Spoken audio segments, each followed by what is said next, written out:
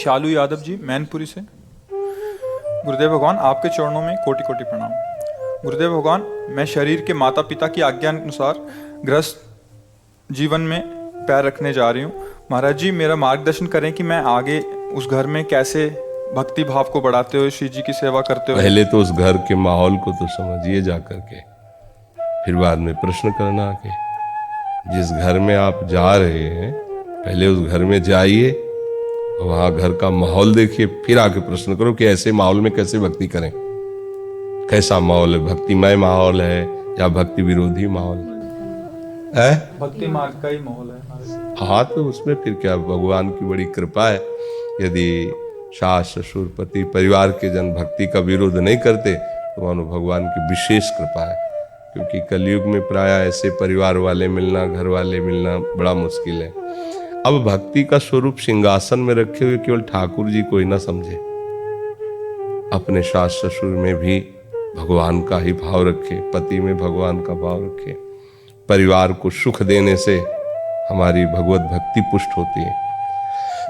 अब आप नई अवस्था है, सुबह से पूजा में बैठ गए, वयोवृद्ध परिवार के जन उनको चाय चाहिए, नाश्ता चाहिए, सेवा चाहिए, तो ऐसी भक्ति प्रवृत्ति मार्ग में नहीं करनी चाहिए।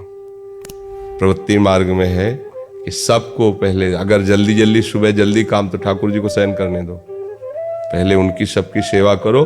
फुर्सत मिली, अब ठाकुर जी को उठाया, भोग लगाया, जो भी आरती पूजा पाठ भजन किया, पहले प्रगट ठाकुर जी की सेवा है। सास ससुर पति, अब पति को नौकरी में जाना है या हल जोतने जाना है, जो भी व्यापार में जाना है, तो हमें पहले उसकी व्यवस्था करनी है और भगवद अर्पित करके उसको प्रसाद पवाना, फिर जाना।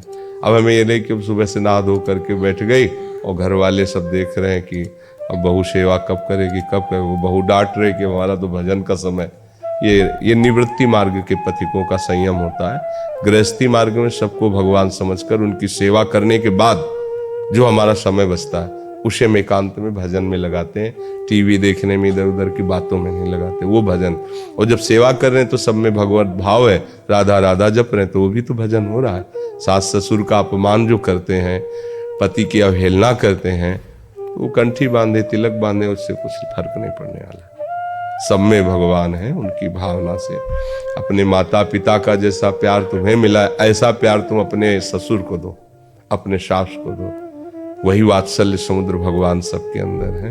पर आजकल नए बच्चे, तो मान लो आप भक्त हो तो प्रश्न किए हो, नहीं तो उनका पहला प्रश्न रहता है कि एक है हमारे परिचय के, तो जब ब्याह की बात हुई तो उन्होंने कहा अपने पति से, जो पति बनने वाला लड़का था, कि हमारे सामने तुम्हारे मम्मी पापा नहीं आएंगे, हमारे रूम में नहीं आएंगे, हम उनको चाय बना के नहीं देंगे, भोजन बना के नहीं देंगे, ये शर्त हो तो हमसे ब्याह करो, मैं मत करो। वो आके यहाँ रोए तो हमका मत करो भाई। तो बोले क्या करे, पहले ही उसकी शर्त आ गई है कि ऐसा। वो पूरे हिले परिवार थे, पूरे वो सब 16 चांदी पहराए आए थे, तब उसका वहां से फरमान आया कि हमारा ऐसा ऐसा। अब बोले वो भी तो बच्ची है, कमरे में नहीं आएंगे हमारे, और कुछ दिन बाद कह देगी पूरे घर में इनकी सूरत नहीं दिखाई देनी चाहिए जब ब्याह हो जाएगा। क्योंकि आजकल बच्चे कौन सेवा करना चाहते हैं। तो ये तो बड़े भाग्य कि आप जैसी उनको बहू मिली है और आप बहुत आदर पूर्वक सबकी सेवा करें, तभी गुरु की और इष्ट की प्रसन्नता होगी, ऐसे भाव से। और नाम जप चलते ना, नाम जप करने में कोई जरूरी थोड़ी कि माला लेके और फिर बैठ के अपना रसोई बना रहे, पद गान कर रहे, नाम गुनगुना रहे, पोछा लगा रहे, सेवा कर रहे, नाम जप कर। वयोवृद्ध हैं वो कपड़े धो, अरे रुक जाइए, आप जाइए, हम तो सब में प्रभु की भावना करें। वो कपड़ा धोना तुम्हारा बहुत बड़ा भजन हो जाएगा। पर ऐसे भाव बहुत कम होते हैं, बहुत कम होते हैं। बूढ़े हो जाते हैं माता पिता तो उनको रोटी तभी मिलेगी जब लड़कवा खिलाएंगे तो दरवाजे में बैठे। अगर वो नहीं खिलाएंगे तो उनको चाय नहीं मिलेगा, भोजन नहीं मिलेगा। ऐसा मिले हैं वृद्ध लोग, बताया है कि वो तो हलवा और दूध पी करके जा रहे हैं और हम देख रहे हैं हमारे सामने चाय भी नहीं आ रही, और उन्हीं का सबका आया हुआ है।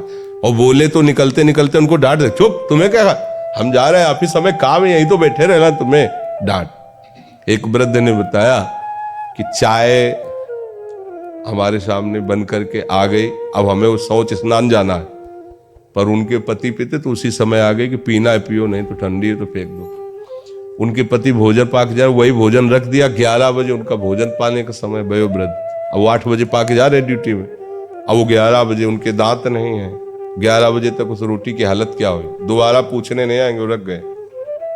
और सारी प्रॉपर्टी उन्होंने उनके नाम कर दिया, जो रख गए। अब उनके पास कुछ है नहीं, अब वो जो दे सो खाओ।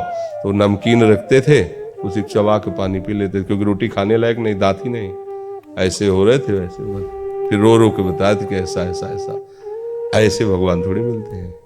हाँ, उनको भगवत स्वरूप मान। जैसे हम भगवान को भोग लगाते हैं, पता है हमारे पूज्य जनों के दांत नहीं, दाल में मीस के उसे फिट करके फिर उनको दो, गरम गरम उनको पवाओ। उनके अंदर भगवान सबके अंदर है। अहम वैश्वानरो भूता प्राणी नाम देह माश्रिता। भगवान कहते हैं सबके अंदर मैं वैश्वानर अग्नि रूप से भोजन पचाता हूं। तो भोजन किसको जा रहा है? भगवान को ही तो जा रहा है। वो आशीर्वाद देंगे, अच्छा रहेगा। बड़े बूढ़ों का अपमान करने वाले बच्चे कभी सुखी नहीं रह सकते, क्योंकि उनके भी बच्चे जो होंगे ना, वो उनसे ज्यादा उनके साथ हिसाब करेंगे। जैसा उन्होंने हिसाब किया ना, वैसे ही। इसलिए बहुत बढ़िया है, नाम जप करो, सबकी सेवा करो। सनी खन्ना जी दिल्ली से। श्री हरिवंश